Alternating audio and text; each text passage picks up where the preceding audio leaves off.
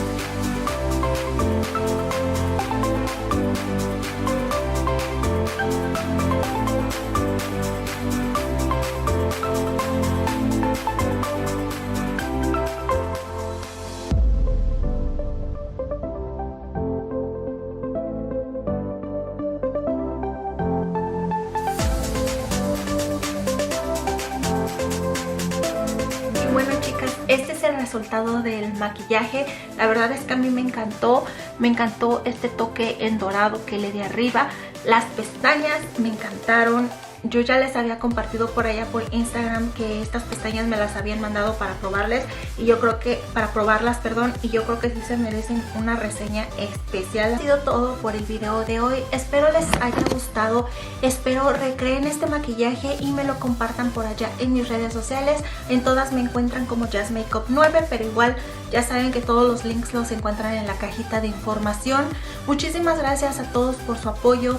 Muchísimas gracias por hacer que este canal cada vez crezca más y también mi canal de cocina. De verdad que se los agradezco muchísimo. Deseo que tengan un muy feliz año nuevo, que el año próximo esté lleno de bendiciones para todos ustedes y que sigan aquí conmigo en el canal para que pues sigamos trayendo aquí contenido. Déjenme sus ideas, déjenme sus comentarios. Yo siempre los leo y siempre estoy al pendiente de ellos. Muchísimas gracias por todo. Nos vemos en el próximo video. Bye.